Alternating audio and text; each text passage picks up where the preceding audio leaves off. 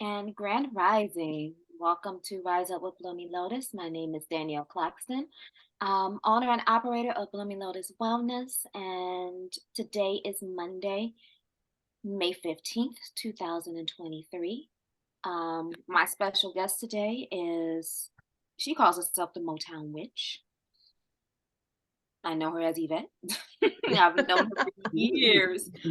Um, today's topic, I think I put something about ancient magic in an urban setting. Pretty Mm. much is what she has, a physical candle store located on Schaefer and 6 Mile. And she's a mom. I know she's a mom, she's a glam mom. She is a she's into the spiritual arts, is the best way I can put it. Um she is multifaceted. She's a belly dancer. She's gonna tell us the rest of everything that she is, more so than what I know. But I will say this about Yvette: she's always been a woman to move to the beat of her own rhythm, the beat of her own drum. One of the things that I love about you, and it's funny because we had what we called a rebirthing at our Elizabeth conference, where we get to rebirth and retransform ourselves. And Mm-hmm. one of the things that I pulled for myself, was the word self-worth. And I got to thinking, now I'm just got to thinking about you, because I'm like, you move to the beat of your own rhythm. You don't care if people like you or not.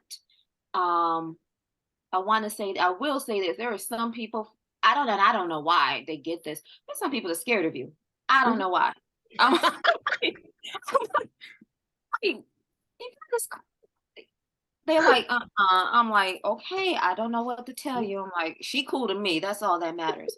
Um, you just have a sense about yourself. You know what you know. You do what you do, and you don't care if anybody else likes it or not. And I'm like, one of the things I love about you is your evolution, because your Motown Witch just kind of popped up. And I remember when you was off the lodge, you actually moved to like a much bigger space. You've expanded. Your baby has grown. So, we can talk about how that seed got planted and grew, and or just tell us more about you. Let's start there. Tell us, who is Motown Witch? Who is Yvette? Who is she? Huh. Well, the Motown Witch name started as an email address back in the day, and folks just started calling me that. So it just stuck. So it didn't just, I don't know, it just happened. So I am like everything you just said. Grandma of 5 grandsons, store owner, 30 something years working for lawyers, evolved into this. I think if I hadn't had the organizational skills that I had to do what I was doing for all those years, I wouldn't have been able to pull this off, because this just grew. The whole story just grew. This wasn't anything I planned. I didn't set out to do this. It just happened. Mm-hmm. So I think I give thanks to my ancestors for that. My grandmother uh, forms me into this person that you said people are afraid of, and I march to my own drum. That's because my grandmother, and I have to remember to use nice words here. So yeah, my grandmother had this thing of F them, that's their problem. Mm-hmm. So I've always been me, and those who don't like it, it's not my problem. Awesome. Um, hmm. I So think that when I say you meet to beat to the beat of drum, I met you at around the same time that I started belly dancing. That was over at the House of Bissette with Tanae. At Have Stephanie's house. Stephanie's house. Okay. Mm-hmm. It was Stephanie's house. Um, so how long have you been belly dancing, and how did you get into belly dancing? Um, I got into belly dancing when my son was 15, because someone told me about this class, and I was trying to find something physical to do so I didn't choke my teenager. That was how it started. So he's 36 now, so whatever that math is. So what, 16 years? Wow. However many years that is. More than that. I can't do math right now. So yeah, he was 15 when it started. Okay. Wow. Okay. And you've added your own spin to it. You like, first of all, you've always been into the I guess the dark, the goth, the dark of it all, the skulls, the black, the biker, the I'm a metalhead, yes. okay. So you like the heavy rock. Yes. And what else? And I But I belly know dance. you like Hmm? all kinds of music also, but rock is one of your favorite genres. Hmm. Okay. Yes. So we managed to belly dance to rock music, yes. It's a beautiful sight to see. I'm like, okay. I'm like, you I'm trying to think. I'm trying to combine everything here because everything kind of go ebbs and flows and ties and everything together. So, and there's also some other things too that I found out of because we have a mutual friend in Atlanta that didn't even see that cross connection coming. Like when you say you got 6 degrees of separation.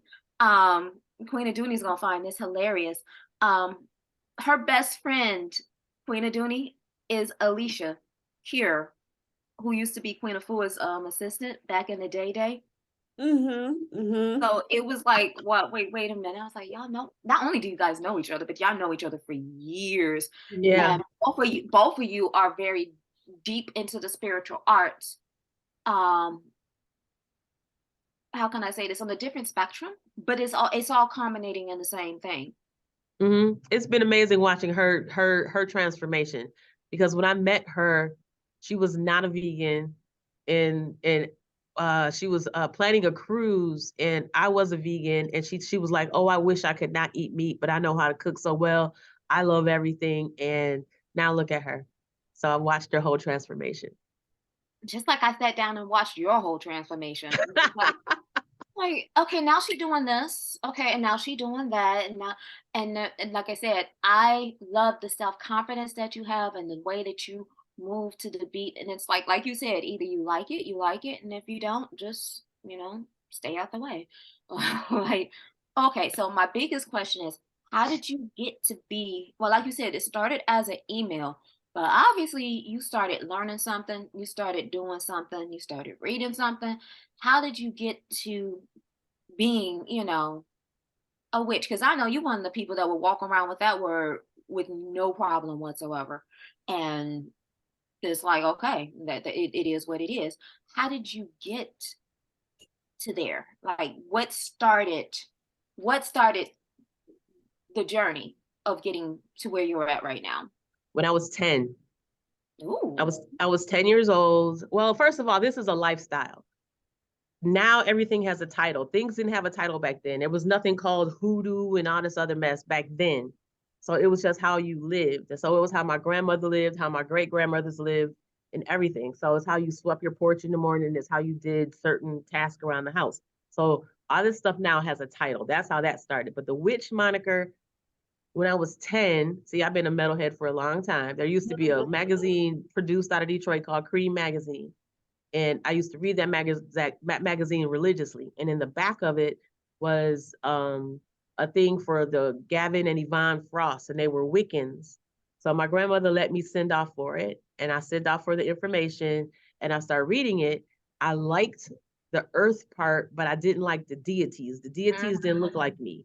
So Right. I wasn't vibing on that part, but I liked learning more about the herbs and everything.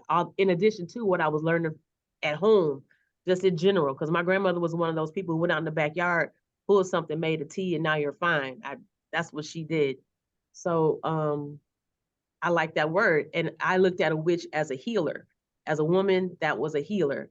And from 10 years old, that's because nothing else ever spoke to me. And I wasn't forced to go to church and all that other stuff. So Oh wow.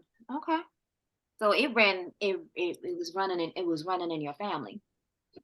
so to speak. I mean, my mother thinks I'm a demon, but that's all groovy. But I notice it tends to skip a generation. You have like two really strong generations, and that one that gets religious, and they're like, "Okay, what's going on?" And then it comes back over to that. Seems like what happened to me. Like, okay, yeah, this is and then when I'm doing my as I'm doing my ancestral research, I'm finding out I had a great grandmother who was a midwife who, would help Hmm. people, birth the babies and everything like that. And then I go to a family reunion and hear somebody say, "Oh yeah, I heard about Lucy." There was a story about my grandma grew up on a coal mining town, well, not a coal mine town, a company town. Let's Mm. call it like that. And my great grandmother's house was in somewhere in the town. It was said that if a woman was being beaten by her husband, if she can just get to her gate, that she was safe. It was something about her being safe and him not being able to cross over into my grandmother's gate. And I'm sitting here like, excuse me? And then I hear stories about her. I have cousins who are older than me who knew my great grandmother, and they was like, "Yeah, Grandma Lucy always Epsom salt was the cure for everything. You gotta." And I'm sitting here like, I keep Epsom salt, and I'm like, okay. The more I hear about this woman, the more I'm finding more about myself, and I'm like, oh, okay, okay. This is on that. That's on my mother's side, and then on my father's side, which is apostolic. We are the Claxtons are all apostolic, in the Christian faith. I hear a story about my great grandmother Hattie taking my uncle down south. One of my uncles down south, and some white kid threw dirt on his white suit, church suit, and he beat the crap out of him in Georgia. And they both, cousins was like, "Uh-oh, we gotta go. You done did something wrong." White kid went to go tell his pappy what happened. They came to the house. All I heard when my cousin told me that the household that they went to, half of the household went and got the Bible and started praying. The other half started throwing chicken bones and feathers. By the time the white guy came to the house, was like, "Oh, we got a problem."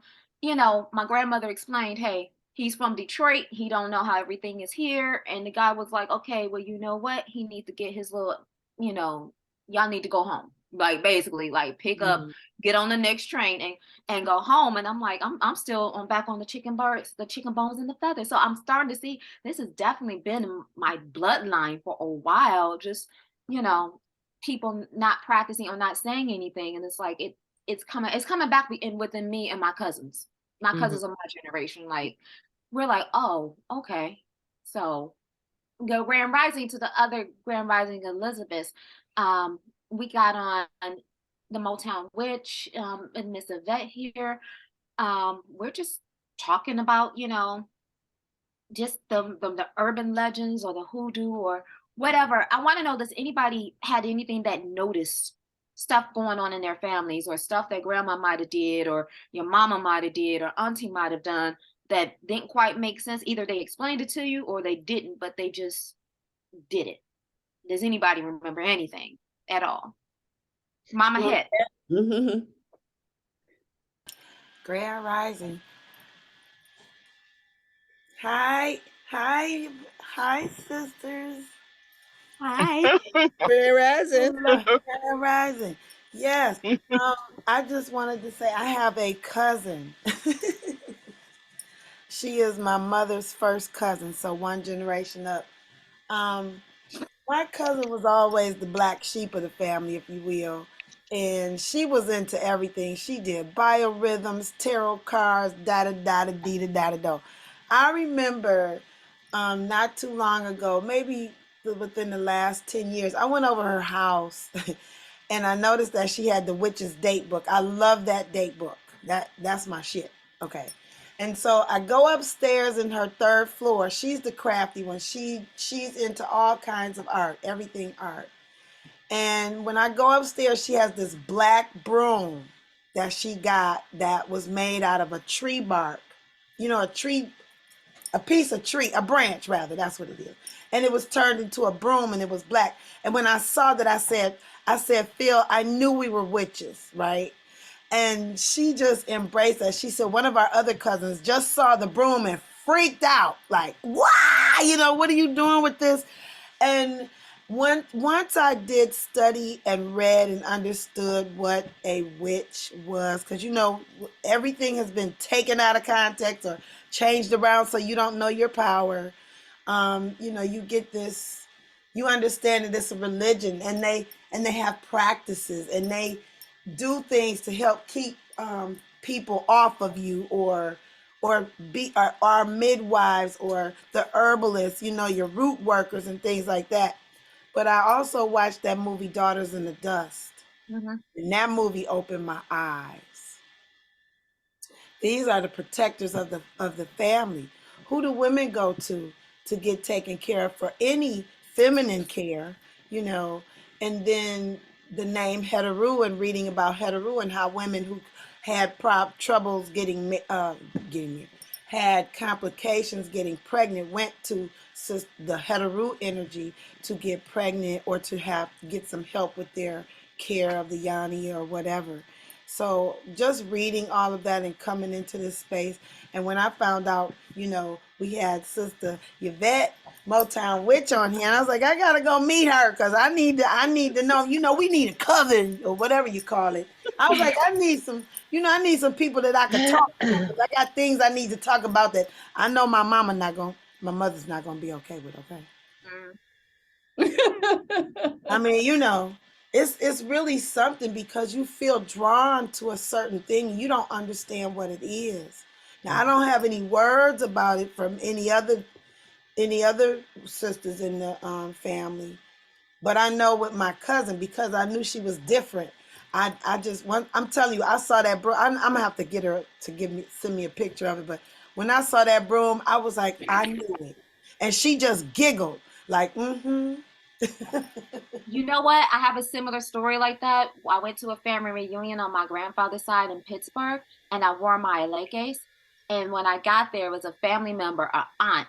The first thing she did when she saw me, she smiled and was like, and I was just like, okay, yeah, okay, the accepted. Everybody else was like, oh, those are beautiful beads. And I'm like, I'm like, no, you can't touch these. But she knew. And it was just like, okay, somebody else in the family understands. Everybody is like, oh, shiny. No, she was like, she knew. And I'm like, it feels good when you start getting family. Like, I don't have to be this little secret, this little closed in. Now I do have to be careful because I have an aunt that's heavily religious. She saw me with the book, that blue book, the Psalms, the book of Psalms, the blue book of Psalms. And she was like, oh my God, I want one of those books. I was like, Auntie, are you sure? And she was like, yeah, that's a good. So I went and bought it from her. I got it from the, no longer Russell, Storm, Russell and Grassett's, no more. It's not there no more, but I got it for her. And I gave it to her, and then she called me back the next day. She's like, do you know this book is witchcraft? Well, I tried to tell you. You need to be careful. Okay, Auntie. I'm like, okay. But I really did. I tried to. I was like, I tried to warn you, but okay. Yes, Mama Evelyn. You asked for what we grew up with. I have said before, I grew up with my mother burning candles and going to candle stores and getting incense with numbers in them. And she always worked the numbers. She always had her little system of playing the numbers when it was the numbers based on horse racing, because the lottery hadn't come out yet. Not when I was little. It was the horse race. So that's what I grew up with. Awesome. And you, Queen Aduni?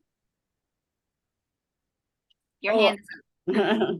Yeah, I just wanted to know, I asked Yvette, what is a witch? What is from what you live by? Mm-hmm. What is that definition? And like I said, go ahead. No, I was just saying, Danyelle has said earlier, why do people fear you? It's not people just think I'm mean. The word witch is what scares people. No, word witch isn't what scares people. People around the church just think I'm mean because I'm kind of blunt. Oh, okay. That's why they think I'm mean. Oh, but okay. Yeah, from the time I was 10, I called myself a witch because witches were healers. From the stories that I read, from the text that I read, it was a healer. And I knew that my grandmother would go get stuff out the backyard. And my great-grandmother, I had two of my great-grandmothers until I was in my 20s. So That's special. It is. And then my son got to be around, he don't remember, but he had great-great-grandmothers. Mm-hmm. So the witch thing to me was healers because I watched these women in my life. And that's where that came from. But the mean thing is just because I'm blunt. Okay, got it. So yes, I'm like, so it seemed like we all kind of got something. Edwina, did you want to join? You want to tell us if you remember being people around you, great grandmother, mother, people doing stuff that just like, kind of knew but didn't know or anything like that? And Grand Rising, you look beautiful this morning. Grand Rising, everyone. Thank you. So yeah, hugs and stuff, everybody. Similar things. Oh, listen, my mother, she had candles. She was very private with her stuff, but I was her shadow. And she used to ask me, I had no idea every day, what did you dream? And I would sing like a songbird. I understand she was pretty good with working those numbers. I remember one of my earliest memories, I suffered with earaches a lot and had high fevers. And I had to be about 2. She took me to the lady, she was a neighbor. Her house just sat a little odd. And I'm thinking in my mind that they were playing cards. They set me in a high chair and I had a fever. It was palpable. I could feel it. She strung red potatoes into a necklace. She strung them and hung them around my neck. And I thought they were playing cards. But when I reflect on it, she was reading some cards and sharing information with my mother. And every now and then that comes back to me. And so many other instances. I realize that it's not the norm, but we have been so distracted and bamboozled. The visionaries that are, it's the so-called witches, or the witches, the visionaries, we have been so removed from center of the power and what that really means, what nature looks like. And one of the coolest things ever is that my husband sometimes reminds me of that. So I resonate with different pieces of just a little that I heard, but reframing my thinking and looking at what I'm really looking at are things that I'm in this season having to revisit and check in about, because sometimes we get so set and living a certain way. With this growing season, I'm just purposed in looking at what I'm looking at and living to it and speaking to it. Ashe, thank you for sharing it, Rana. Thank you for asking, ladies. Okay. So, Yvette, I want to ask you, because I know you said you started out with Wicca, and I started out that seems like to be the prevalent one that you start out with, that you kind of see everything and get drawn to, but like you said, some things just didn't resonate with me. It seems like along this journey we tend to find our way to back to our African roots, and there's so many African roots. I guess the question is, like, what all are you? Because it seemed like once we learn this stuff, we end up being a hodgepodge of stuff to use what you need to use when you need to use it. It's not one thing. It's not one particular thing. We don't stay with one thing. It's like, okay, I need this. I need to do that.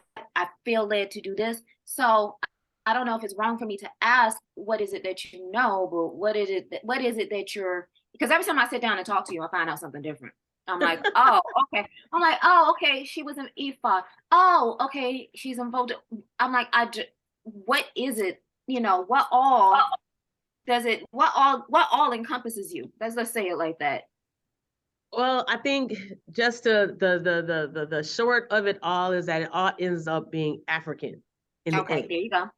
So the Wicca thing didn't speak to me because of the deities, but the earth part did.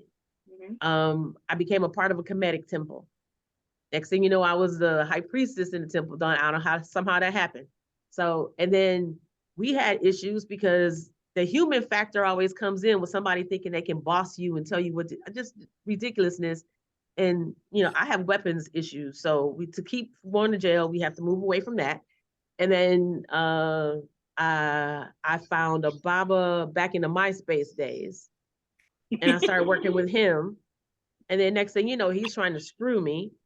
So now I'm irritated with you, and I'm not learning anything, but you're trying to spin this polygamy thing and all this other nonsense. And I'm talking to this man, and I'm like, I don't mix sexuality and spirituality, and I don't look at anyone higher. I don't have that hierarchy thing, because we all do the same body functions every day. So no. Mm-hmm. So I had let that go, but Voodoo has always spoke to me in some kind of way. My trips to Haiti and all these other things I've done throughout the years. So next thing you know, I meet someone, and it was just like home. I found home. So Gotcha. but at the end of the day, like I said, it's all some part of the continent. It came from somewhere. So very true. So very true. We had an elder, Yaya Sherry. When I say, first of all, her giving spirit, I love her because I know she was an Ifa, and I love the fact she never pushed her religion on us, but she was always dropping and sharing knowledge, and I love that about her. And Always. always. And I remember one time at her house, being at her house, she showed me her shrines. I loved how her shrines were set up. I was like, oh, then that's kind of cool. Um, she was always giving. She was like, hey, let's sit down and watching the Orisha dance and everything. It was just, but then she showed me her palo pot. She showed me her scratches and her palo. And I was like, when I saw the power of that, I was like, oh, wow. Like, I've heard of it, but I've never seen anybody be so giving. Like, I just want to show you this. This is what this looks like. If you're ever interested, it was more like, if you're ever interested, just let me know. I'm like, okay. Okay. But it was just so giving, because I know and I know what you're talking about, especially here in the city of Detroit, when you have people who have knowledge, but they also have egos too. And it's like, I ain't naming no names because they out there. And it's like, it's like that human factor. Like, I'm just here to learn. I'm not here to boost up your ego. Just give me the knowledge so I can be a better self. And, I have like the vision boards. I know I was with a particular group and we did vision boards and everything like that. And I didn't understand the power of how these boards were actually going to work. On one of my boards, I was going to travel Miami that year, right? My Aunt Robin, who's my mom's sister, won a contest to go see her favorite artist, Maxwell, and Mary J. Blige. 1-day trip, all expenses paid, right? It was in Miami. And she took her favorite niece. And I was sitting here like, oh, okay. Yes, okay. I'm like, okay. And I know I haven't done the visual board for this year, so I feel like I need to do that. Question. I also want to know, did you do Sacred Woman as well? Sometime through the course of all this? Back in 2000. Okay. Question. Were you a part of the group with Mama Shu and everybody else, or we did that first? We did that first one. Yeah. You did that first one. Wow. Okay. Yeah. So if you don't know, there's a group of women, if I'm not mistaken, I believe it was Mama Shu. Was Rhonda in that group as well? No. Rhonda? No, okay, she wasn't a part of that. I know it was Mama Shu. I can't think of anybody else, but just looking at the growth of the two of you, period, from how you guys birthed what you guys birthed, and knowing that you guys were part of that sister circle. I don't know how that sister circle came about. I just know certain women were a part of it. What is it? Maymuna was a part of it, wasn't she? She didn't finish, but she started. She was in the beginning part of it. Yeah. Okay. Mama Samara? Sumara started as well, but she didn't finish either. It started off as 15 of us, and in the end, it was 9 of us. Okay. Are any of those going on again? It's a lot of work. Me and Shu did 2 other rounds with some women. We would do it like every other year we did back in the day. We talked last summer. We talked last summer about doing it again, but it's like a 9-month commitment. You have to commit. Right now, I got a lot going on, so I cannot make that commitment to anyone. Because I don't do anything. Well, let me know when you can. So yeah, I'm like, I've heard as you get in the circle, you find, more and more sisters, more and more sisters. But I sit back and look at some of y'all, and I'm just like blown away because I'm like, I know where I met you, and first of all, I'm impressed. We're gonna talk about this store because I love your store. Your store is a magical place that is filling a need in the community, and I'm just remember the growth because I remember the size of the store a few years ago, like 2, 3 years ago, off of Joseph Campos, the service drive. And James' now cousin. cousins, I'm sorry. And now you're in it's the magic, spiritual magic superstore. Okay. It's the grocery store because you got everything. You got the candles, from the little candles to the big candles. You got spiritual t-shirts, you got the tarot cards, you got herbs, you got everything. It's more than You have you a got website? aisles. I actually got Yeah. aisles now, okay? What's your website? I'm gonna pull it up, honey. Hey, Mama Queen. MotownWitch.com. Okay. So I just want to know how, just how it is to be where you're at to serve the community. Because so here's my problem. I'll tell you what my problem is. Because I had stuff in storage and I bought more stuff over the years, I got so much stuff here. I have to literally stop and take inventory before I come into your store, so I don't buy double of what I already have. So when you see me, I'm coming specifically for one particular thing. So I just, first of all, tell the group where your store is, because we probably gonna come and probably do a cash mob because we need some things and some things. Be it a white candle, be it an herb, be it some sage. When I say she got everything, she got everything. Everything. Right. Field trip. It's a field trip. Mama, you had your hand up. Did you want to say something? I mean, I can get this in really quick. So I just wanted to say I love me some Yvette, and I remember when she had the first store, and we would go over and have rehearsals and whatever, and go and visit. But when she got the big store, I was like, Mama, can I just run around? Because there's so much space in here. I was like a little girl. I was like, oh my goodness.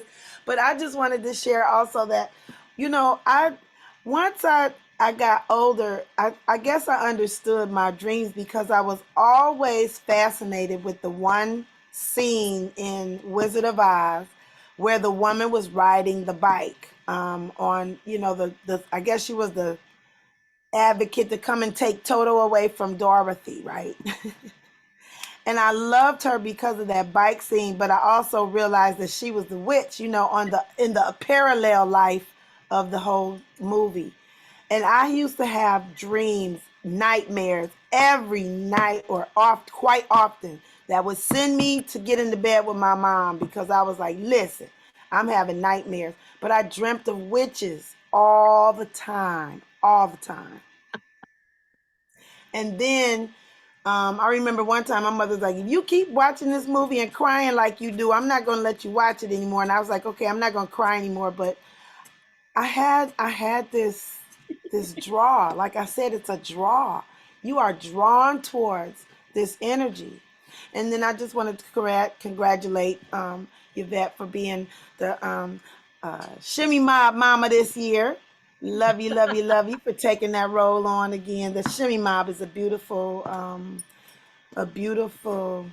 What is that, honey? project. Yeah, so So tell us. I'll let Yvette tell you about it, and she can also go back into where the store is because people need to know where the story is. Mm-hmm. Shimmy Mob is a yearly event. It's like World Belly Dance Day. So right around February, if you join, it's like, I think it's $40 to join. And you get the choreography. They pick one person's choreography every year, and you learn the choreography. And on that day, you do a flash mob, which is with that choreography somewhere. And you get a t-shirt and all this stuff. And you take donations for a domestic violence center. It's all in supporting domestic violence. I can't talk this morning. The domestic violence victims. Mm-hmm. Now, Mama Evelyn, you got something to say? Oh, I'm looking at your merchandise and the t-shirts. I was wondering, do you carry local artists? My husband is the artist. He creates. I mean, do you carry products from other artists? Only if they give me a wholesale price, because I don't try to, I can't keep up with other people's merchandise really. So I know there's a young lady that I use. I get shoot, wire wrapped pendants from her.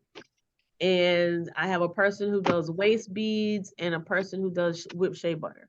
So I guess the short of that is yes, if they do wholesale. There's the top. There's no tops. I'm sorry, my grandson just got in the car. There's no Let me therapy. You know, I met God and I'm she's gonna sit black. here while you eat some of this because we're not riding. Sorry. Let me That's put okay. myself on mute. But Ooh, that's the grandmama talking. Mm-hmm. Now she didn't put herself on mute On and silent. Nana to Mama Nana. Evelyn, we Unmute yourself, Evelyn. I think she's still in grandma mode. I make earrings that say things, Uh-huh. and some of your sayings on your t-shirts align with things that I would say on earrings. Okay. And just you can look at me on Facebook and just check them out. I mean, on pictures on my page if you're interested. And yes, I do have a wholesale price, like 25 to 30% off what I would sell them for normally. Okay. Excellent. I'll check it out. Okay. Like, Let me I don't put know. myself back on mute. I may have to fuss at my grandson. These are her look at the earrings. kitty cat candle. Meow meow. Meow, meow. Meow, I don't meow. think you see that. She's got a and my boyfriend laughed at this. He said, "Have you ever just looked at someone and knew that the wheel was turning, but the hamster was dead?" Oh. I went ham on these. And then the biggest one right here, and these are beautiful and they're hand painting and they're totally different colors and everything. She says, religion does not give you answers. It stops you from asking the question. Wow. That right there. We gonna pray for you when you ask a question. We gonna pray for you, baby. We gonna pray for you when you ask. Say that one again. Religion doesn't what? Religion. Oh, let me pick it up. It says religion doesn't give you the answers. It stops you from It asking stops the you from question. asking the questions. Wow. Huh. Yeah, Mm. that's pretty deep. Mm. So I'm like, okay. So you got this beautiful, beautiful space. Yeah. Do you or do other practitioners teach classes, do workshops?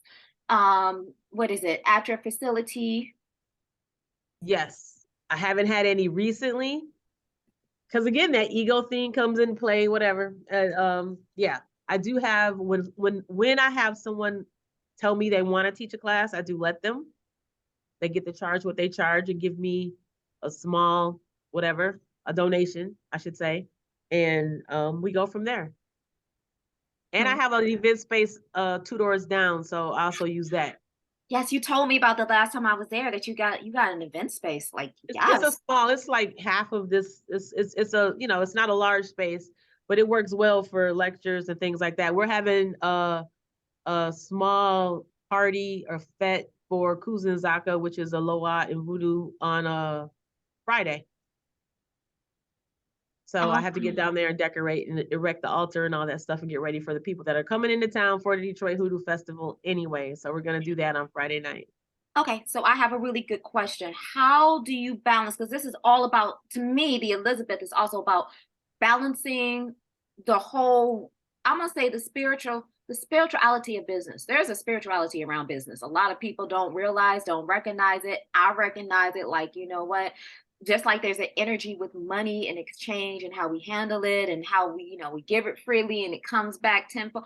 So how do you balance that? Because you have a spiritual store, but you also have the business mechanic side of it. How do you balance it? And then your grandma, your mama, your grandma, how do you balance it all? And I also know you probably do some, root work for people on the side. So it's like, okay, how do you manage all of this?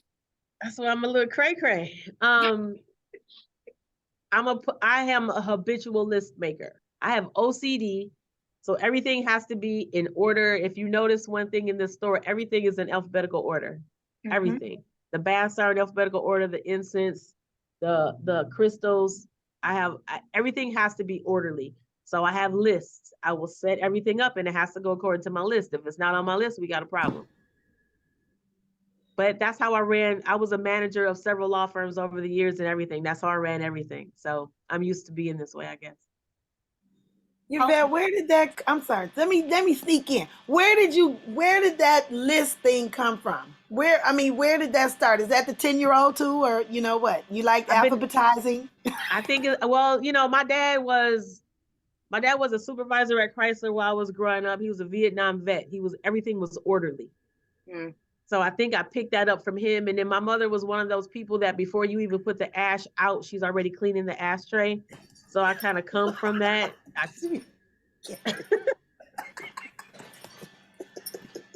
When I moved into my husband's house, he thought I was crazy because the kitchen has to be clean before I go to bed. And he's like, well, just do it tomorrow. I'm like, no, because in my brain there will be rats and roaches in the kitchen. I can't. I can't. I have to. Yeah, everything has to be orderly.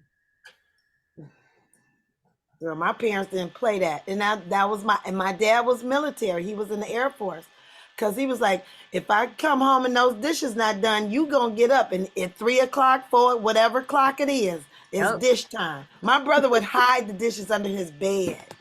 We never had bugs, but I was like, you tripping. And to get through it, I would pretend that I was teaching washing dishes class. I have a chalkboard and my chalk and everything. So I was a professional dishwasher.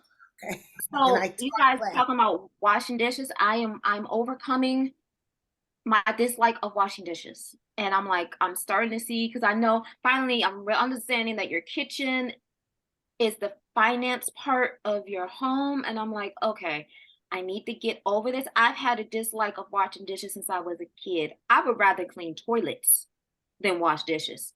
I would rather unclog a toilet than wash dishes. And I don't know what that is, but I'm like, I have got to get that situation together, because I know I saw a TikTok, and I love, because you post TikToks. First of all, your social media is on point. I absolutely love it. Yvette is our online comedian. She's the online comedian. But the information, I saw one guy, it's a light-skinned guy, I can't think of his name, but I follow him as well on TikTok because he be dropping some knowledge about how, when they say get your house in order, your house represents different parts of areas of your life. And a lot of people don't realize your house also represents your body as well. So he said that the living room represent your friendships. The kitchen definitely represent your finances.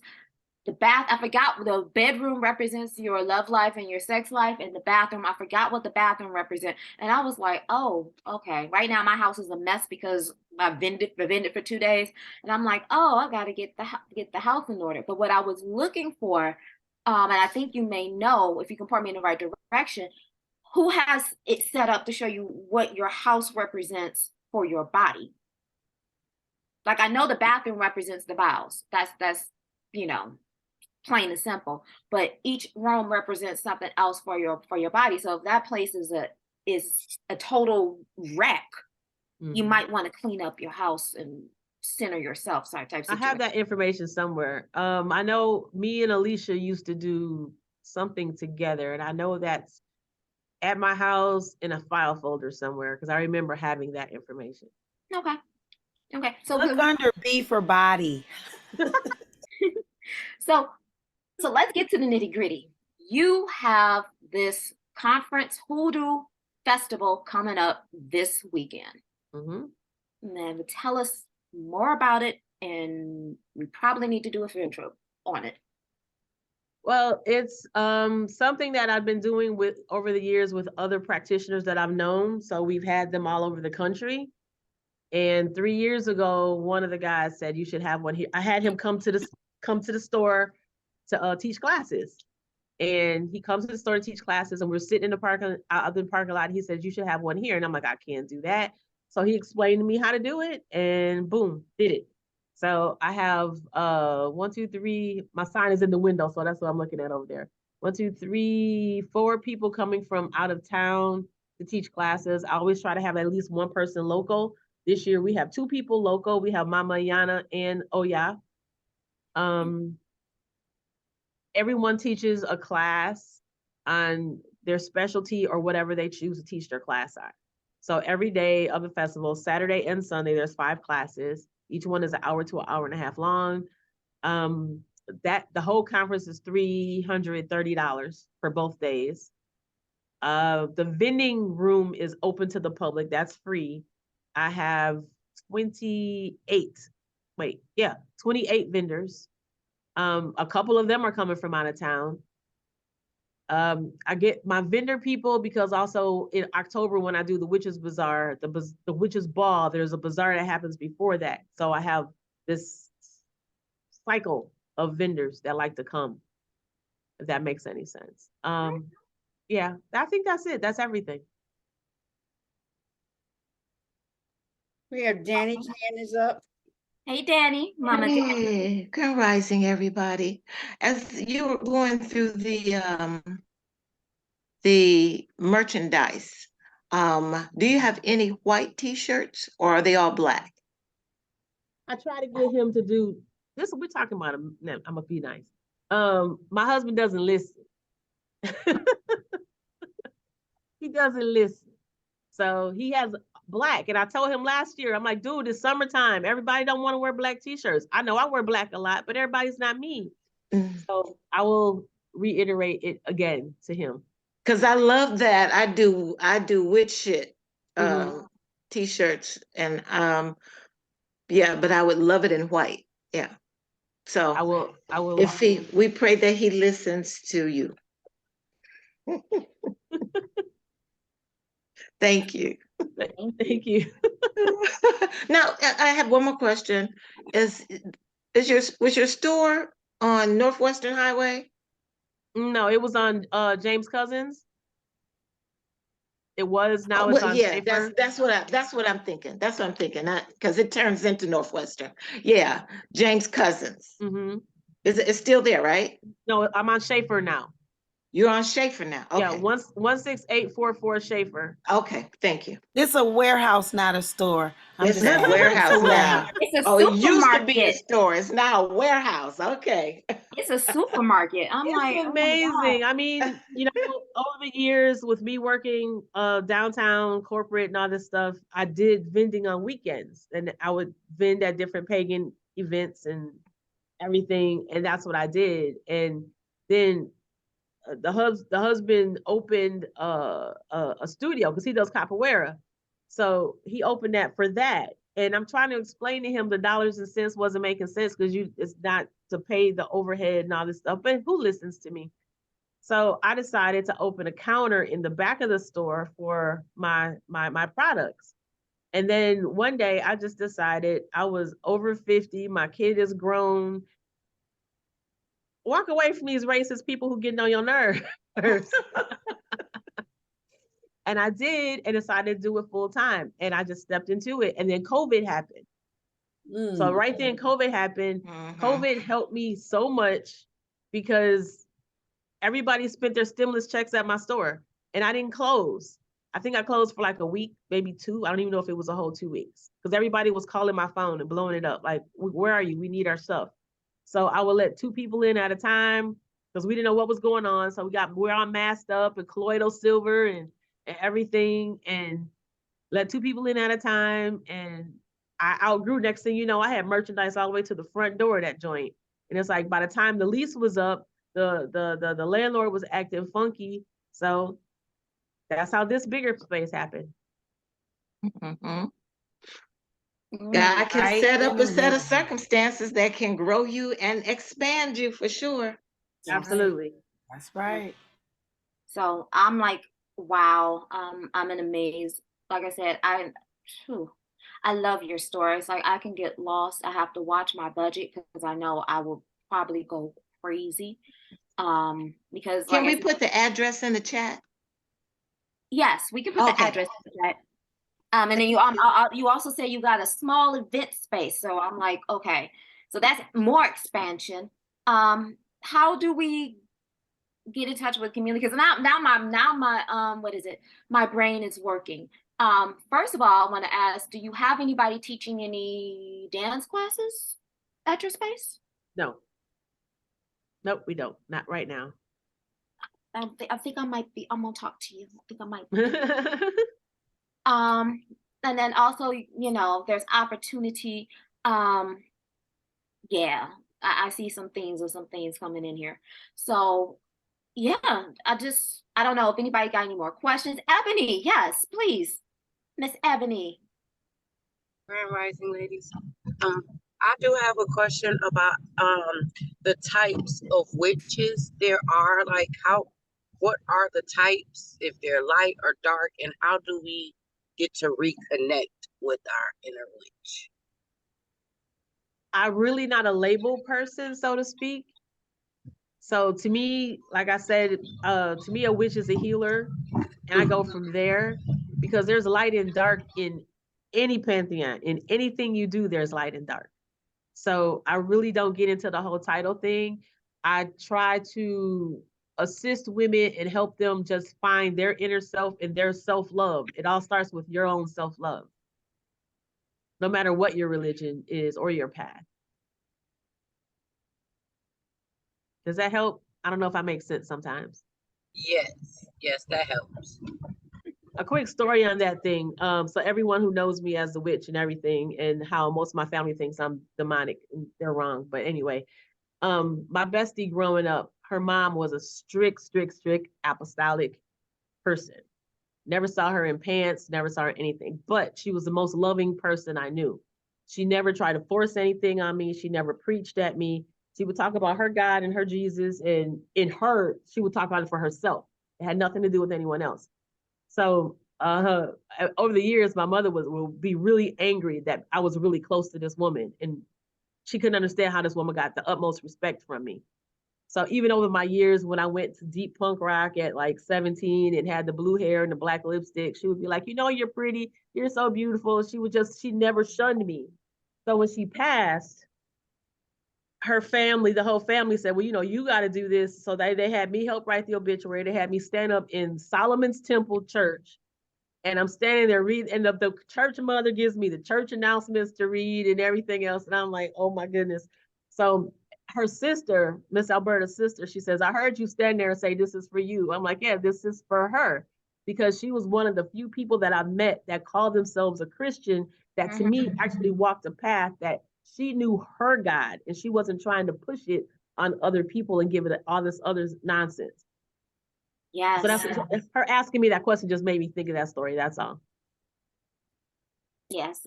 You know, and now this is, you brought up the church and you brought up religion.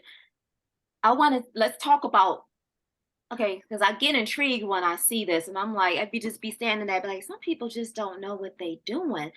Like, they don't know what they doing, but they doing it. And like you said, it all resonates, go back to Africa. And sometimes this stuff comes back and we're like, we do it, but we don't know why we're doing it. For instance, you said that she was apostolic. My Claxton side of the family is apostolic. When we do funerals and family members or people pass away, we wear all white to the funeral. We don't wear black. We wear all white. And it's like, okay, so where else do they do that at? Or a good example is most houses in the city of Detroit are built with brick, and they come with these mantles, whether it's a real fireplace or a faux fireplace. And on these mantles tends to end up all the old pictures of grandpa and great grandpa. Sometimes it's a mixture of people still living, but these mantles end up becoming these shrines, maybe. These, you know, altars all of a sudden. You know, where do we get pouring one out for my homie? So, you know, let's talk about some of this stuff, what we call libations. It's like, wait a minute, where did you the instinctiveness of it all? Quick story. My mom, when times got tough, I remember her calling out to her father. Now, my grandfather passed away 5 years before I was born. So I thought this was different because I grew up non-denominational, and we pray to God. But I'm like, I would hear her cry and weep, you know, talking, calling on her ancestor. But she never said she was calling on her ancestor, and she never noticed that I knew that she would be calling out to her father. So how many of us actually seen these practices, but nobody ever explained to us what was going on? Well, like I said, it was a lifestyle. It wasn't that anybody had a title. Now everything has to have a title and a lane and a category, as opposed to that's how you live. I think Africans tend to live their spirituality. And I think that's where the stuntedness comes in at with this whole thing of you raise hell and damnation all week and on Sunday you're pious. That's retarded. And I think that's why so many people are spiritually constipated, because it's not a lifestyle. A lifestyle makes a whole difference. It's like you can't eat Burger King all week and then on Sunday eat a salad and think that you're good. Right. Exactly. And I want to ask you about where we get our knowledge from. I think it's instinctual. Well, okay, just instinctual, but you know how people like to try to control how you do and what you do and whether what you do is right or wrong? Point blank, I'll give you an example. When I got into spirituality and learned how to work with my ancestors, and also my deities, I was told, I give money to them. I have money on my altars. I always put something on there, $1, $2, $5, $10, $20. Eventually you start just get a stack. And I was told that either A, you can ask the ancestors and the deity if you can use it something specifically for them, or in case of an emergency, there's something there to help for that situation. And I mentioned that. And then I had another sister tell me, no, you're not supposed to do that. You're not supposed to touch it at all. Not supposed to touch it at all. And I'm like, there's only 2 instances by which I would touch that. It's not, oh, I'm going to go shopping on Fashion Nova type money. It could be an unexpected bill that need to be paid, or, I don't know, something major that happens for your household, because the aura and everything that's there is for the ancestors or the deity, and then also your household. So when we start getting into debates like that, like, when people who's right, who's wrong, and everything like that, how do we deal with that without getting into the ego? I'm quick to tell people what part of my body they can kiss. Okay. I knew that was sorry. I'm sorry. No, you don't have to be filterish here. We're free speech here. It's okay. I mean, it's like I tell folks a lot. Young people get upset with me in here because I won't tell them exactly what to do. I will give you an overview, because the way I look at it is the way my family made potato salad, the way her family made potato salad, and the way her family made potato salad may be all totally different, but it's all still freaking potato salad. So it's no one's wrong.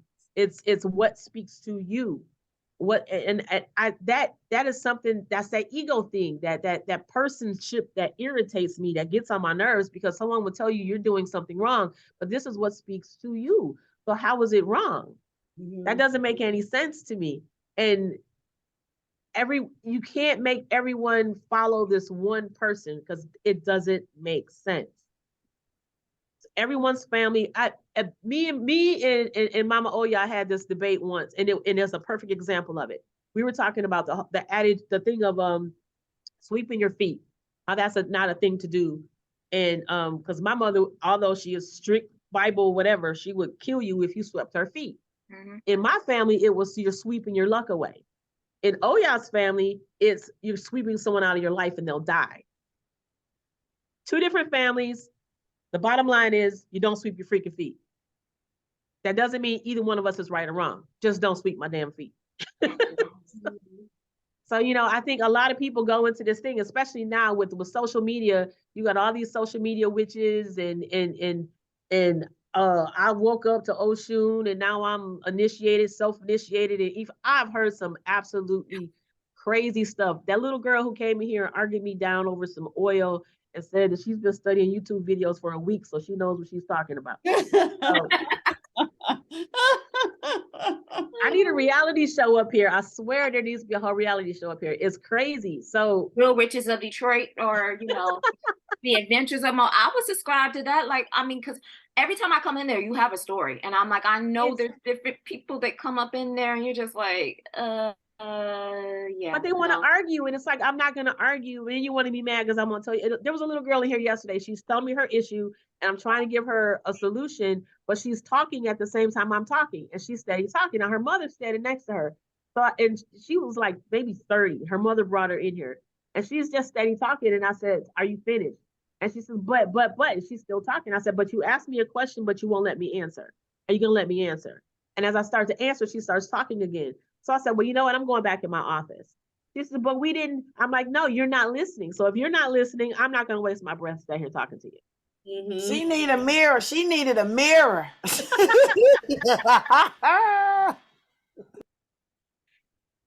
And again, those are reasons why I'm considered mean. Because I'm not going to stand here and do this. You asked me a question. Do you want the answer or not? Right. Right. Wow.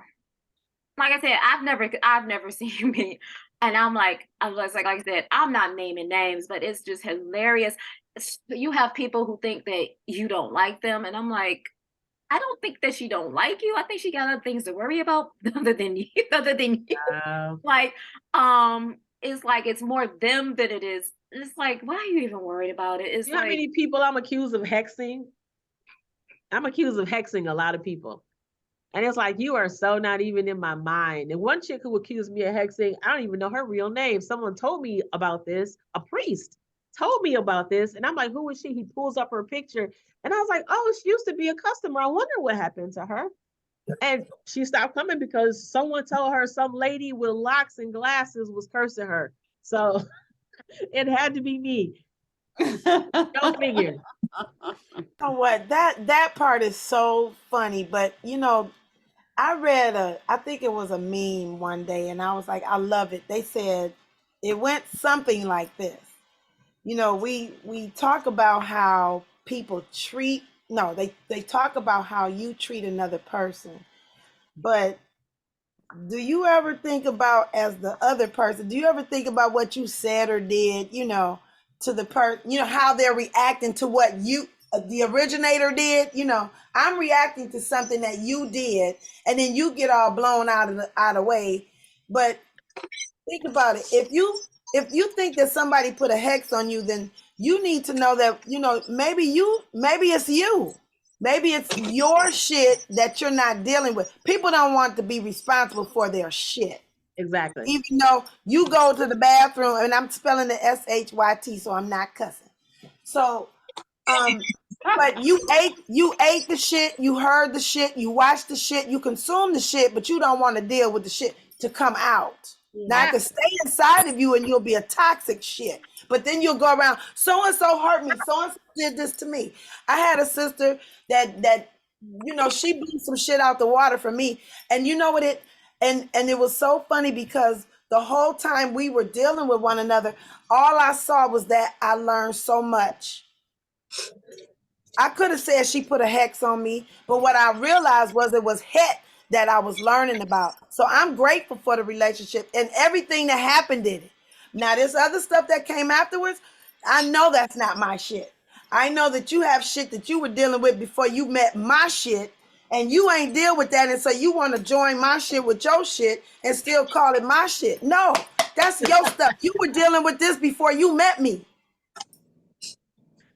Yes. That Yes. was a bunch of shit. That's a bunch of And that's exactly what I'm talking about. That's exactly what I'm talking about. So I see Mama Danny's hand up. Mama Danny. Oh, Mama Hat, that was a wonderful soliloquy. Thank you. I just want to ask the head witch in charge.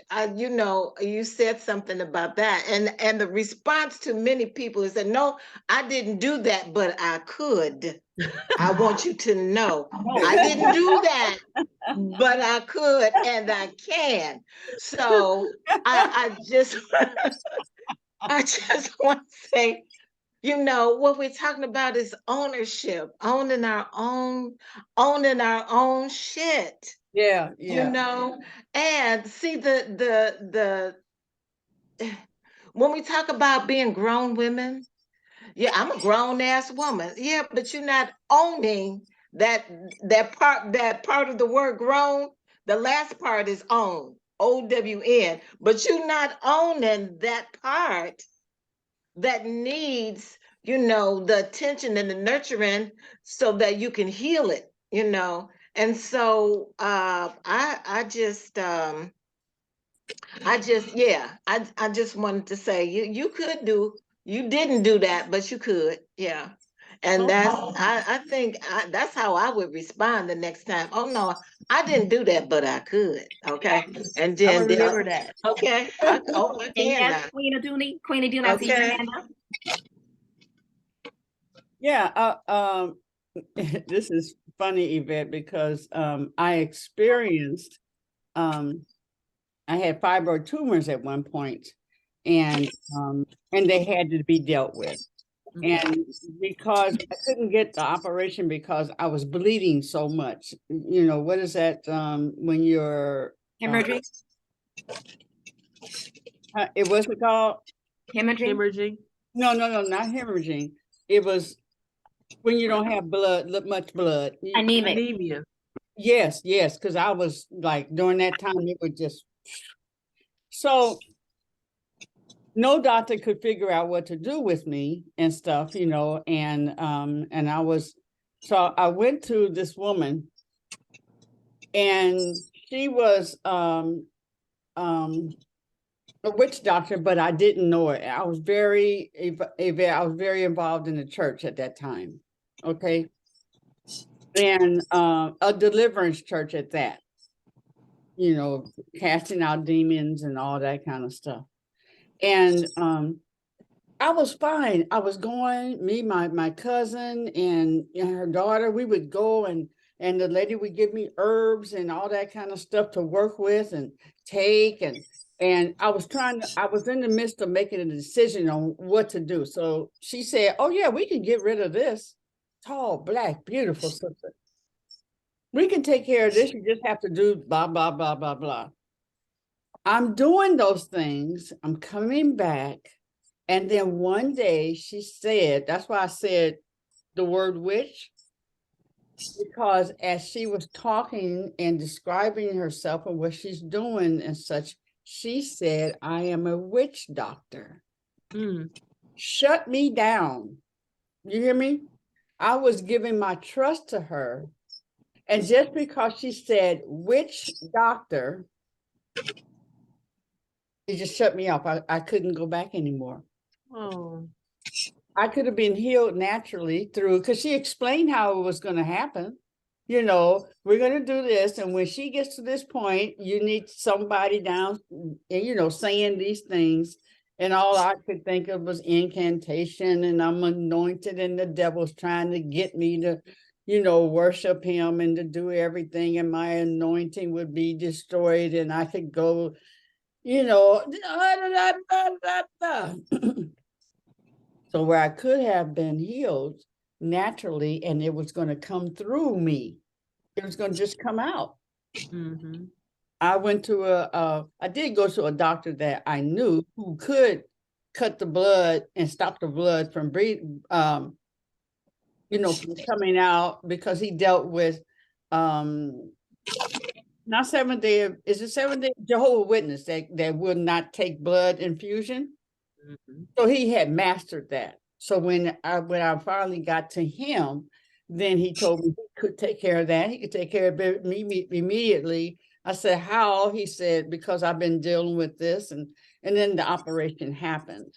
But I'm just saying, from the word witch is where witch doctor, in other words, now you a master at it. You're a master at coming after my soul, at coming after my body, when it was a simple process. You know, it really was simple. No, I go and get cut and slashed on and everything else, you know, and then my body goes through what it goes through. And so that's why I wanted to share that, because that was my experience. I said no, because your title. Now, I didn't go to other doctors. When I go to the regular doctor and stuff, I didn't ask them nothing about their religion. I didn't ask nothing about nothing. What grades did you get in school? I didn't ask about nothing.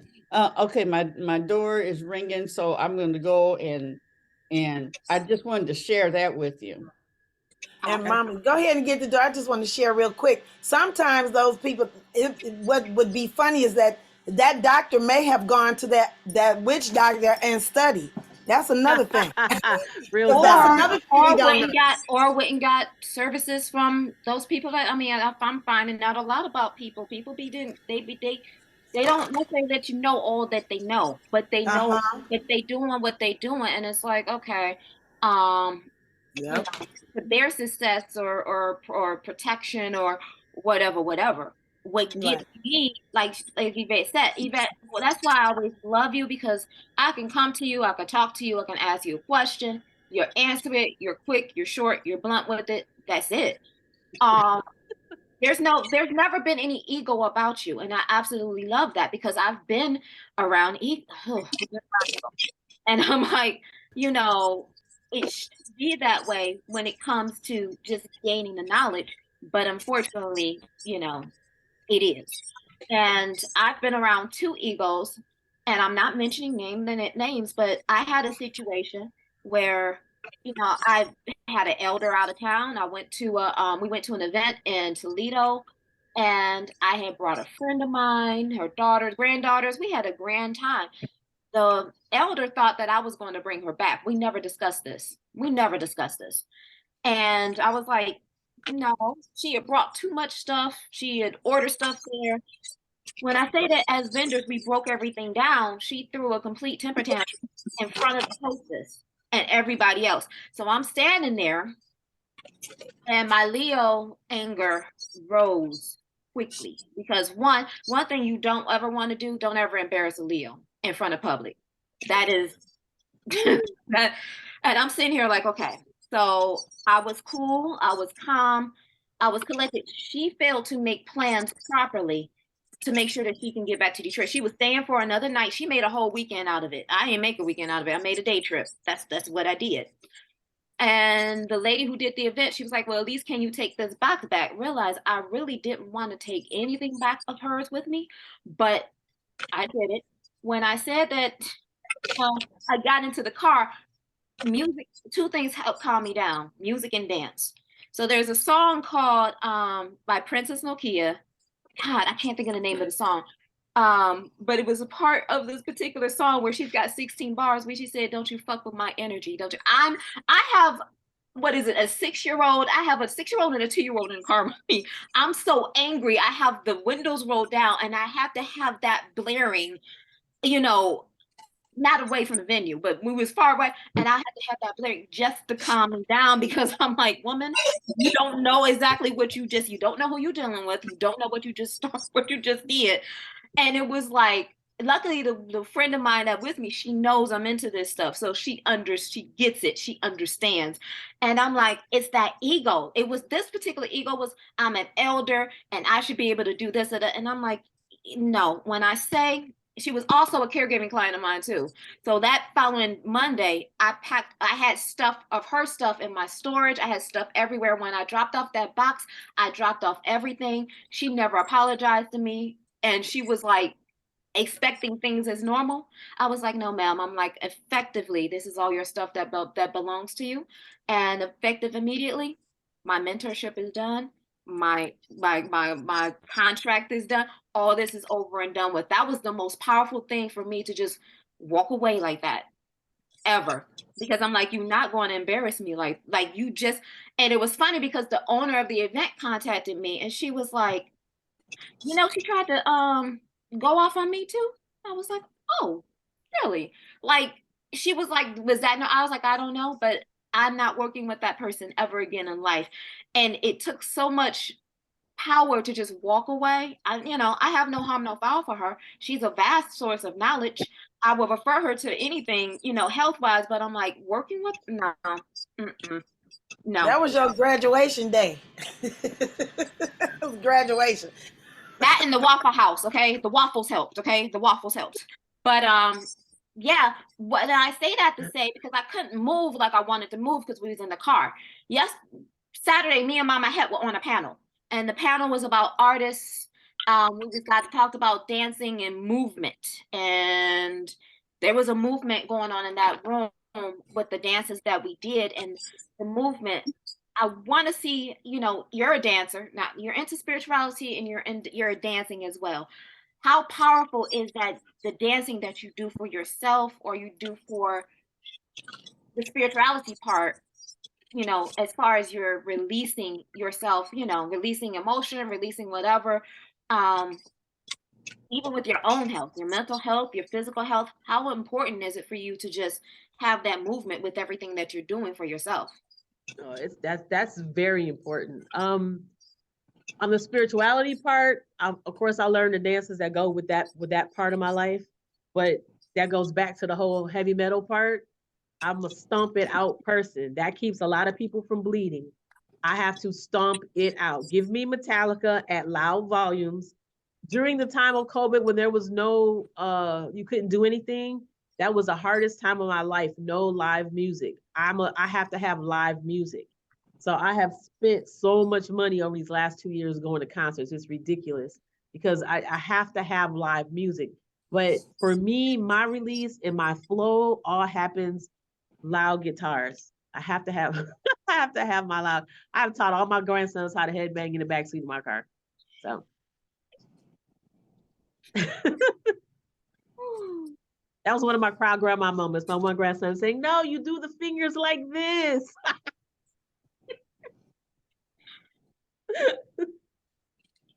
Oh yeah. Grand Rising, Lakeisha, we see you looking fabulous in all black today. Grand Grand Rising. Rising, ladies. Thank you so much. About to see a client. I'm stealing your son. Oh, her son is an excellent videographer. He did all the videography and photography for our conference this weekend. So, I can't wait to see what he puts together. But Yeah, I can't wait to see it either. I'm looking forward to seeing it. I think he really, really enjoyed himself a lot. I think he learned a lot. He He did. was smart. He's a sweetheart. He's ours. He's ours. Matter of That's fact, right. Star said, did Lakeisha, what did she say? Is that all right with Lakeisha? I said, yeah, it's fine with her. We all grab. He's our son. He's our son now. He's our nephew. He's our nephew. We stole him with the hugs in the morning. I know, right? I told him, I said, I'm the one that's screaming. Come give mama another hug so I can hug you for mama. Yeah. And I'm out the door. I didn't get my hug today. Still in the bed. Oh, hell no. oh, Okay, we're hugging you for him, okay? This is our hug for you. Thank you. My so Yvette, I know we gonna go to 9:30 because I know you got to get your store ready and set up. And like I said, we as Elizabeth, we just got to come together and just come and just bombard. You got to see this place. I was just checking the cameras, make sure my son left the house. I make sure he's left the house and on his way here. So like I said, you're a powerhouse out here that most people don't know, but I love your store. Your store is just absolutely, absolutely amazing. You have the Hoodoo Festival coming up this Saturday and Sunday. And what's the cost, sweetheart? Excuse me, Danielle. What's the cost of the festival, or is it outdoors? Is it outdoors? No, it's at the Hilton Garden Inn in Southfield. Mm-hmm. Hilton Garden Inn in Southfield. It's $330 for both days. Oh yeah. For those who only want one day, that's fine. I think it's $165 for one day. But the site is DetroitHoodooFestival.com. You can get your tickets there, get your tickets here at the store. I even bring the square machine there, so those who want to buy it there. Like I said, there's the vendors. It's a fun weekend. COVID kind of killed a lot of our travels. We don't travel as much. And then again, there's the egos part. Again, that happened with a few people. So a bunch of guys who were practitioners that wanted to be sexual predators. And so we had to stand on our square and push them out the way because we no longer are affiliated with any of those people. Mm-hmm. So. And then you also say you have the Witches Ball in October, right? Yes, ma'am. Yep, the Witches Ball, Detroit Witches Ball is, I think, October 28th, because we had to move it back a week because someone had the ballroom for a wedding. So that I know that site is live because I already have vendors signing up for that one. Mm-hmm. Awesome. And you said that the vendor, what is it? The vendor's room or the vendor's tables, is that, you said that that's free? For the Hoodoo Festival, yes. Mm-hmm. Yes, that's open to the public. See, she's pulled up the classes because I don't remember who's teaching what right now. My brain is overloaded. Mama Sherry, she should go here. I'm gonna have to go by, go over there and see how she's doing. Sherry was the first original female vocalist for Earth, Wind, and Fire. Mm-hmm.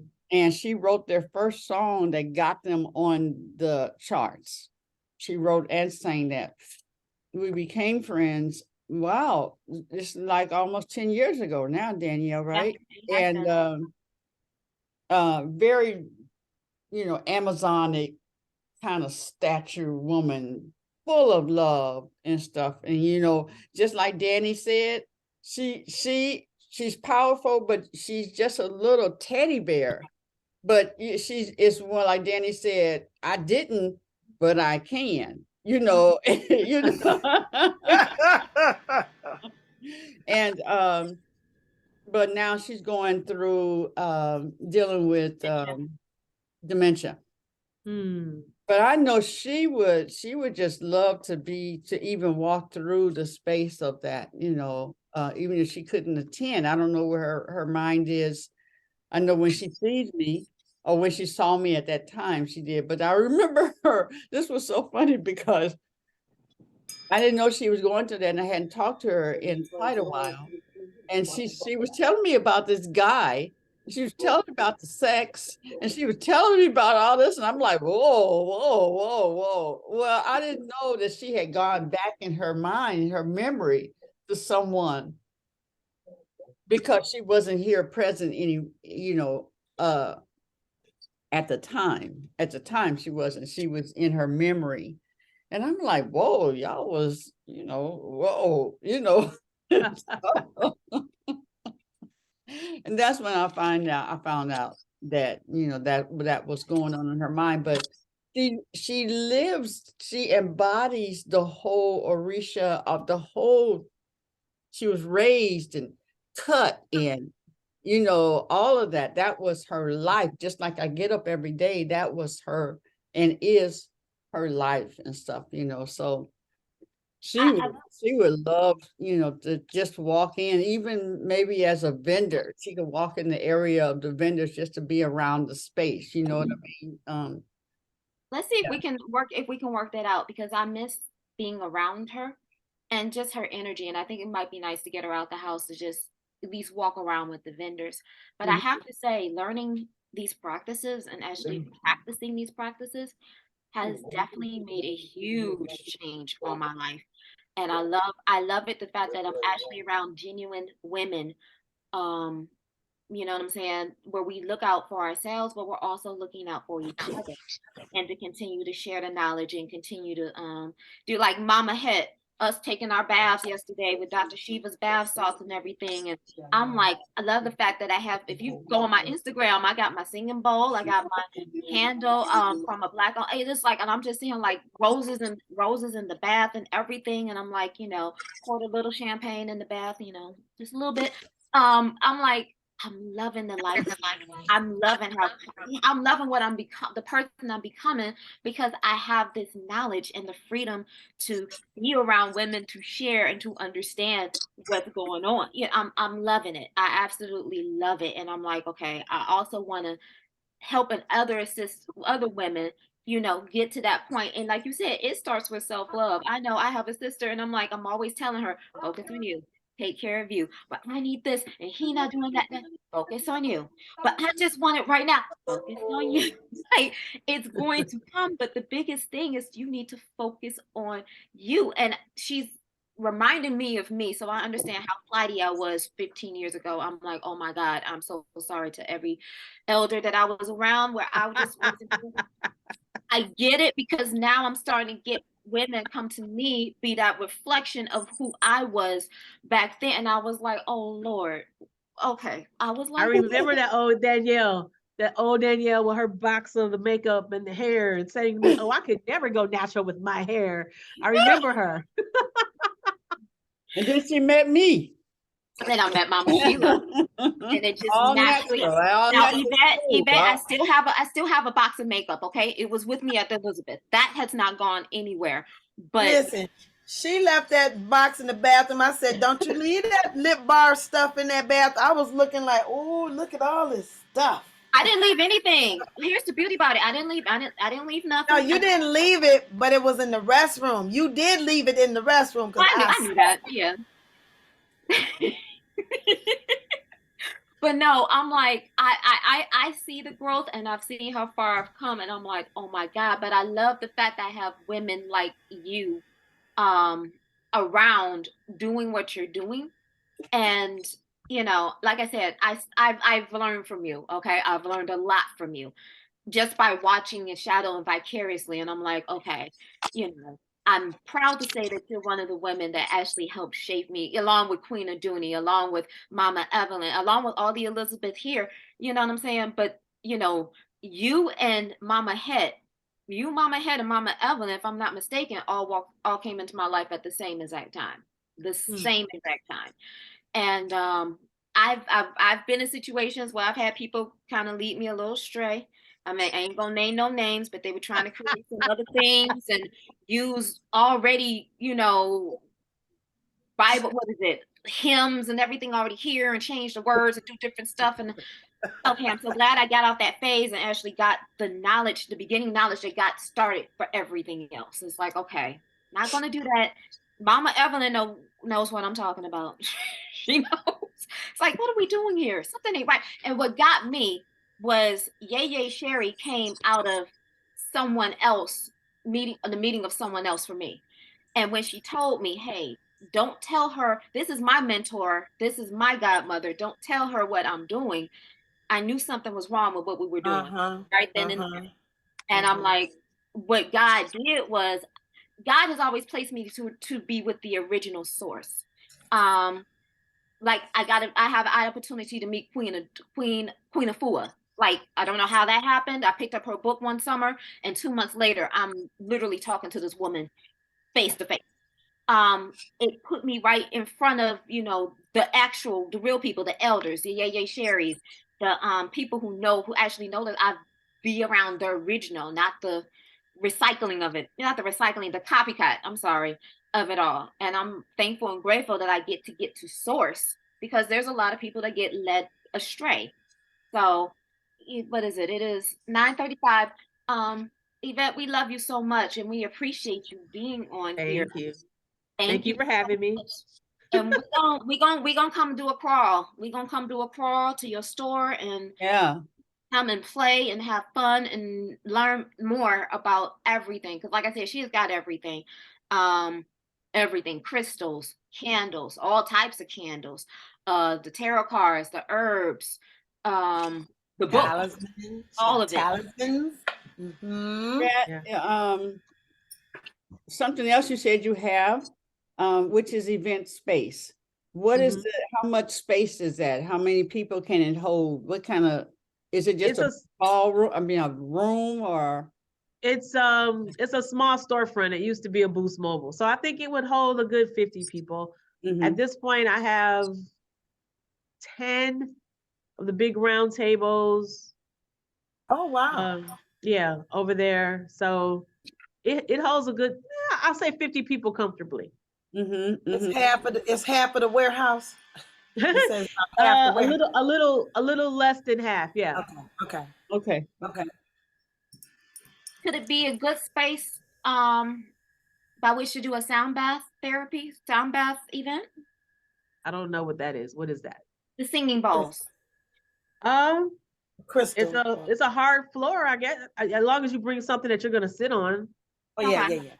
That would work. Okay. I mean, because it's just an open space. Okay. It's just one long open room. That's what we need. We can see, and if we come as a group, we can come see the event space and check it out. Okay. Yes. Awesome. Y'all want me to pull up? I can come get everybody. I got the magic school bus. I got the witches bus. I would call it the witches bus. The witches bus.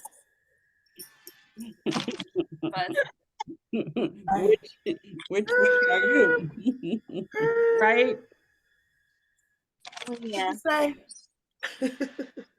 So yeah, but thank you so much, Yvette. I'm not gonna hold you up because I know you gotta open up the store, but I appreciate you coming on here. And you know, this has been one of the funnest shows that I've done. And I want to say thank you. I appreciate you so Thank much. you.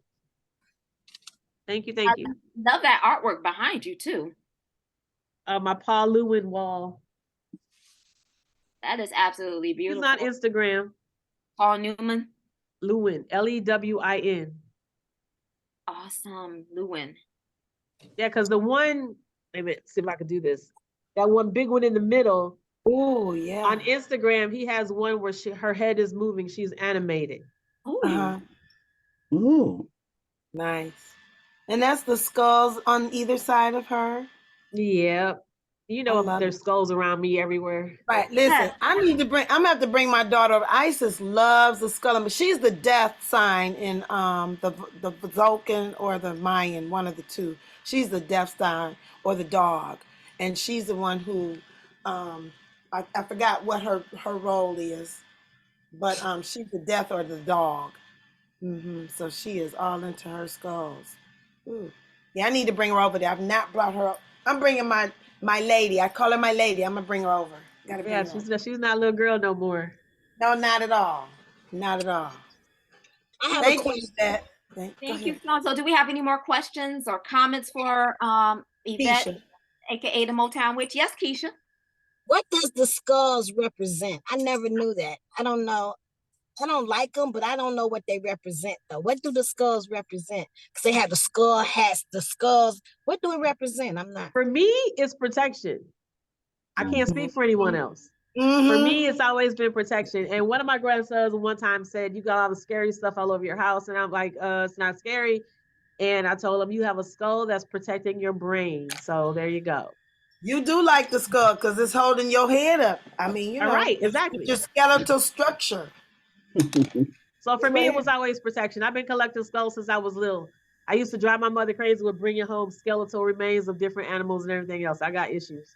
Do you know anything about your past life, Yvette? I've been told. I've been told several different things from people, from Hawaiian priestesses to midwife, death doula. I can't remember all of them. I've heard several different things. So one more question for me. How, and maybe you've said it, but I'm gonna have to put it in this way. Who do you worship, or how do you worship? Who do you worship? You know, like Christians, Jesus, Buddha, that kind of thing. Is there in the African tradition, is it Orisha? I don't know. You know, I don't. Well, there's God. In all of them, there's God. Right. For me, my ancestors come before everything and anybody. Okay. So because I know they were here. My argument with my Bible toting relatives is I don't know if Jesus existed, but I know that Hattie Cunningham did. So that part. I love it. So, but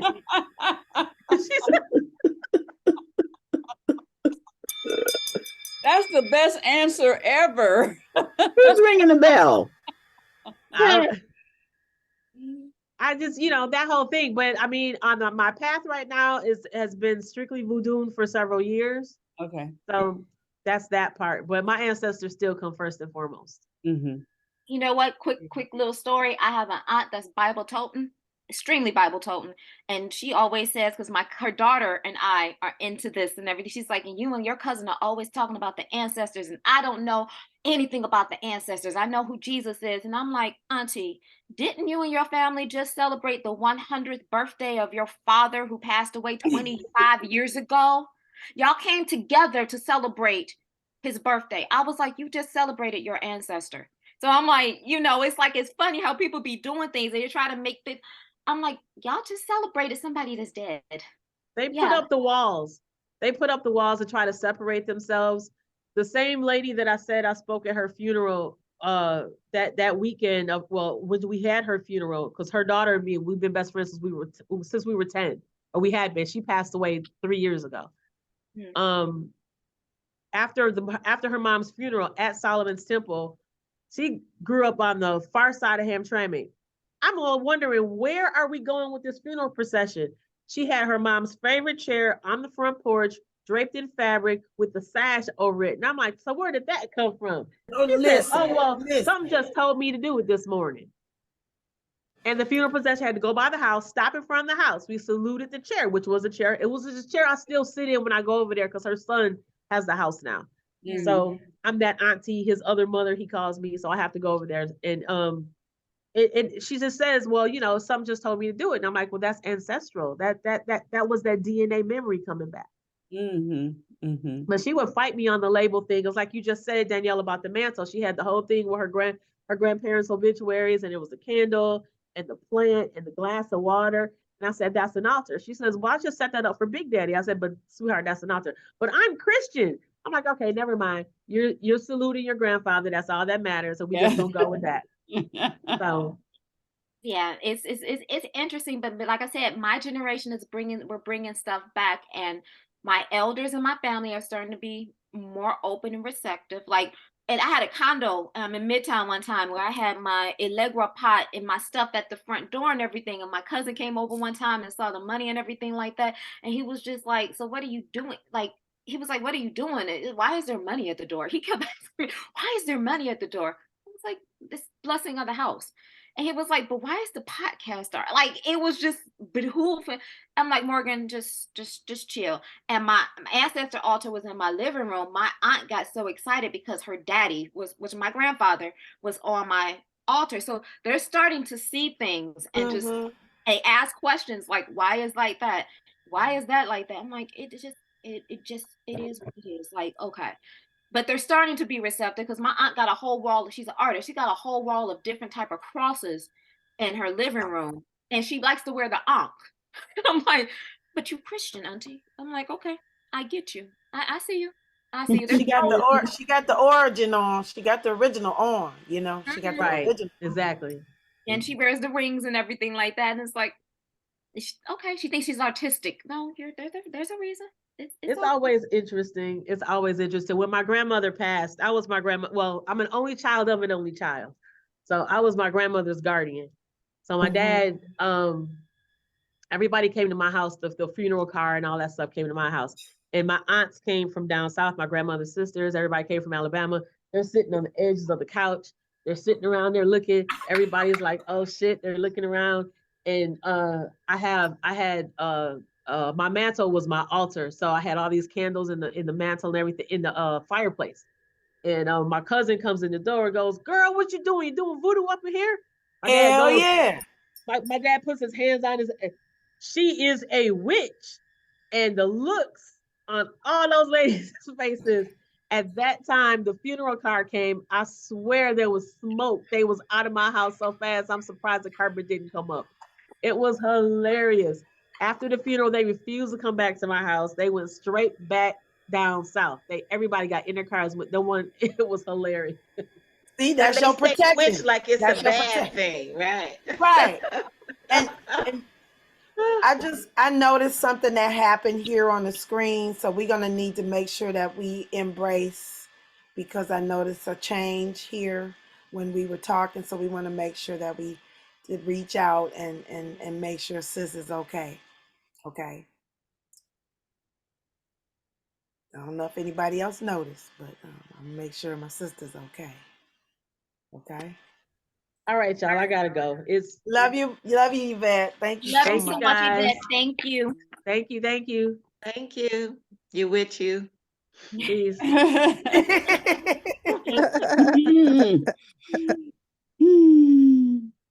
So Yeah, go ahead. Come on, Matt. I just noticed that with the conversation that there were 10 of us, and now there are 9. So I just want to make sure. It's just my energy saying I want to reach out and make sure that mama's okay. could, I'm just saying I noticed the difference. So just We will. We will. yeah. But I want to say this. Right. I don't know how many of you I feel transformed. I see, first of all, for us to have the Elizabeth weekend and all y'all show up today on a Monday, I'm like, ooh. Okay. How was your Mother's Day? How was your Mother's Day? Oh, How was your weekend? Overall weekend. How was your conference listen. experience? That's what we want. It was Elizabeth. It was very Elizabeth. It was Elizabeth. It was Elizabeth. That's what I'm gonna say. The whole week, and it's still Elizabeth and going on right now. Right now. Yes. Right now. Yes. Yes. You all are And the amazing. only one that was not there is Ebony. And guess what? She was there. Zoom. Yes, I love you, She Ebony. was there. She was there. I seen my sister. Okay. And it was like, I love you, Ebony. You reached out to me when I was like having a conniption, couldn't find my Elizabeth shirt. And you was like, I didn't realize you called me because my phone was in conference mode. But you called me to make sure to see if I needed another shirt. And I appreciate that look back. But I found my shirt. I found it. And I was like, but you was like, you was going to make sure I had my shirt. I'm like, that's the having the back of Elizabeth. I'm actually absolutely loving. So I love you and I appreciate you. And you was there. And oh, this weekend was definitely transformational. Yesterday was probably one of the most beautifulest Mother's Day I've had. I've shed tears, but they were tears of joy. There were so many good messages, so many strangers I was around that was wishing happy Mother's Day to me. And it was a blessing. I ate well. I ate some soul food from sweet potato sensations. Lord have mercy. I drank my whole bottle of Moet Vinjet, got drunk because I had mimosas. I had my own mimosas all day. I had the champagne with the wine. I poured a little in the bath, a little luxuriousness. So the whole bottle's gone. I went and danced with Mama Het last night at Spotlight. I had a good time. I needed that. That was so much fun. It was great. It was just like, wow. And I'm like, okay, woke up on time today. I'm like, okay, this is how I like start my Mondays. I'm like, I can't start Monday any other way, starting off the week any other way. And I'm like, it was amazing.